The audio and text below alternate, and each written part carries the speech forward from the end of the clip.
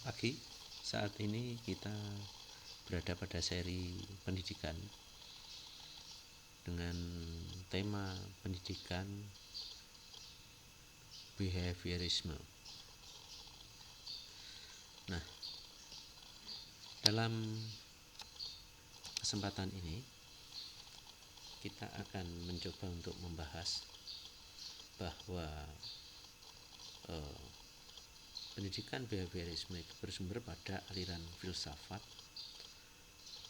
realisme, positivisme, dan materialisme.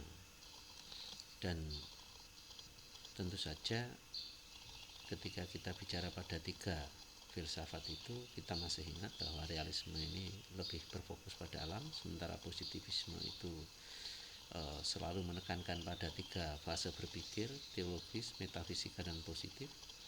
Sementara untuk materialisme atau filsafat materialisme itu menekankan adanya teori yang menjelaskan bahwa segala sesuatu itu melalui zat atau mosi. Nah, di dalam filsafat materialisme kita seringkali melihat adanya penolakan terhadap pemikiran tentang jiwa, roh, atau akal. Nah, dasar-dasar teori behaviorisme itu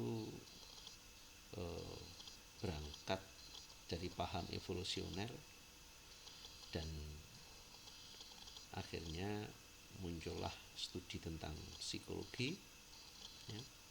Kemudian dalam pelaksanaan pendidikannya terjadi proses rekayasa tingkah laku, sehingga menurut behaviorisme manusia itu dituntut untuk bertingkah laku dengan cara-cara tertentu oleh lingkungannya.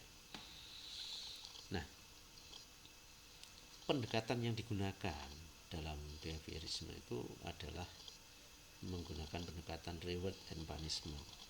Biasanya orang yang mungkin tingkah lakunya itu baik atau sesuai itu cenderung diberikan reward, dan setiap orang yang menerima reward itu punya kecenderungan untuk mengulangi perbuatannya.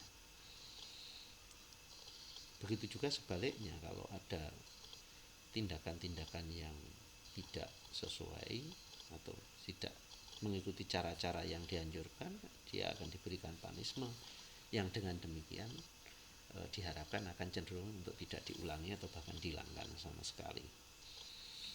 Nah, di dalam behaviorisme itu kita bertugas menciptakan lingkungan belajar atau berkewajiban menciptakan lingkungan belajar yang dapat menimbulkan tingkah laku yang diinginkan. Jadi di samping reward, kita juga harus menciptakan lingkungan belajar agar peserta didik atau siswa kita itu berperilaku sesuai dengan yang diinginkan berdasarkan lingkungan belajar yang telah kita ciptakan. Nah, ini bagaimana kemudian prosedur pendidikan behaviorisme itu, ya, untuk bisa mendapatkan hasil yang diinginkan, kebutuhan yang akan diubah itu apa saja dan bagaimana mengevaluasinya. Ini harus ditentukan lebih awal. Kemudian menciptakan lingkungan yang menyenangkan dan menghilangkan stimulus atau rangsangan-rangsangan yang tidak perlu sehingga menyulitkan belajar. Kemudian kita juga perlu mendapatkan penguat yang tepat. Jadi upaya untuk memilih penguat yang tepat itu diharapkan nanti bisa menimbulkan atau menciptakan tingkah laku yang diinginkan.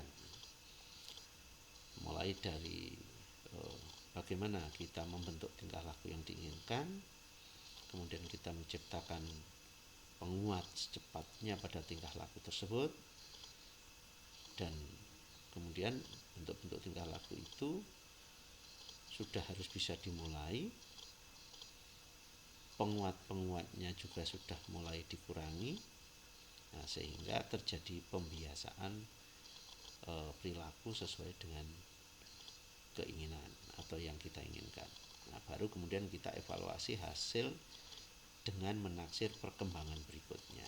ini proses bagaimana teori behaviorisme itu dilaksanakan di dalam kelas atau di dalam pendidikan. Nah, agar tujuan pendidikan bisa dicapai dengan efektif, maka tingkah laku dan penguat positif yang merupakan dasar penciptaan lingkungan belajar yang efektif itu harus betul-betul disiapkan, ya, betul-betul diciptakan. Skinner dan para penganut behaviorisme menganjurkan pendidikan yang mobile untuk membantu proses belajar yang runtut ini. Jadi sekarang ini ada di beberapa sekolah yang sudah melakukan moving class. Moving class itu ya pendidikan yang boleh dibilang mobile. Nah, jadi itu antara lain hal-hal yang mungkin perlu dipahami dengan teori belajar atau teori pendidikan behaviorisme. Sekian, terima kasih seri pendidikan saat ini, mudah-mudahan bermanfaat bagi kita semua.